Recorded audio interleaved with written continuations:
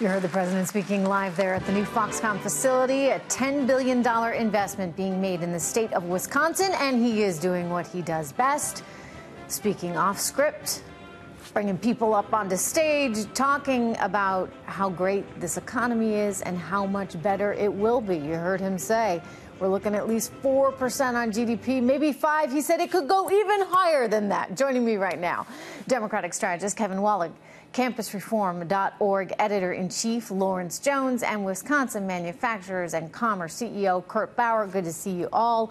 I'm going to get to the politics in a second because you did hear him reference. He's got the second pick there for the nominee for the Supreme Court. We'll save that for a second, but I want to start first with our friend from Wisconsin there, the business community. Are they excited about this opportunity for investment from a foreign country there in your state of Wisconsin?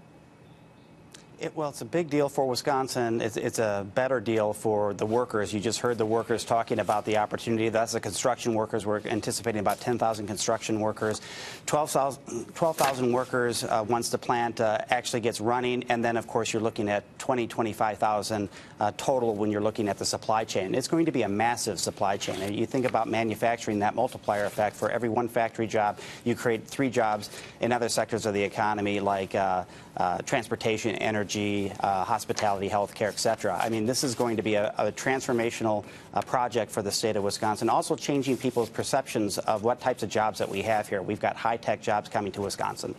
High-tech jobs in Wisconsin. That's good news. That said, you know, one of the things that's a little bit disconcerting for some, Kevin Walling, is that Sure. You know, you have a foreign company coming into Wisconsin for which Wisconsin taxpayers are giving them a break. And, you know, look, it should all they should come out ahead when it's all said and done because of the investment that's being made, because of the jobs that are being created. Nonetheless, it is costing people something in the interim. And let's not forget, it's a foreign company at a time when we're getting a little nervous about foreigners. So how do you reconcile all that right now, or can you not? Yeah, Trish, I mean, that's a great point. You know, I've traveled extensively through Wisconsin. I work on a bunch of campaigns up there. And there's a lot of frustration among Wisconsin blue-collar workers of the $4 billion in state revenue that Scott Walker has promised this foreign company when it should be going to repairing roads and bridges in the state of Wisconsin. Their education system has been decimated under Republican control over the last 8 years under Governor Walker, and they want to see that money invested in their state and not a foreign company, no matter the job gains that are promised as part of this deal.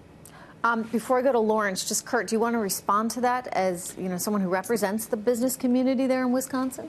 I would like to. Our schools are fantastic. The governor put over $600 million in our school system, K-12, in the last budget cycle. Our roads are doing just fine as well. The bottom line is that this is a great investment, return on investment for Wisconsin.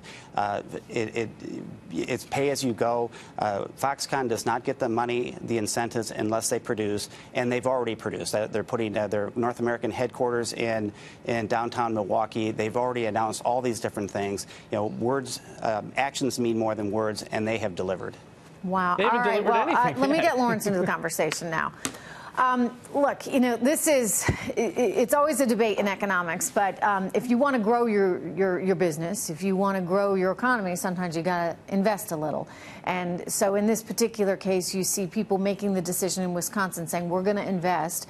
And yes, it's going to be some taxpayer output here, but the hope is that 13,000 jobs will result in better tax revenue for the state. And you want that excitement. And don't forget about the multiplier effect in all of this. 13,000 people employed, a $10 billion investment. That means much more money for the community. But Lawrence, getting to politics for a second, you heard the president say, we're going to put a Supreme Court pick in there. He's got 2. I got Alan Dershowitz telling me it could be 3 because he thinks Ruth Bader Ginsburg won't be too long there.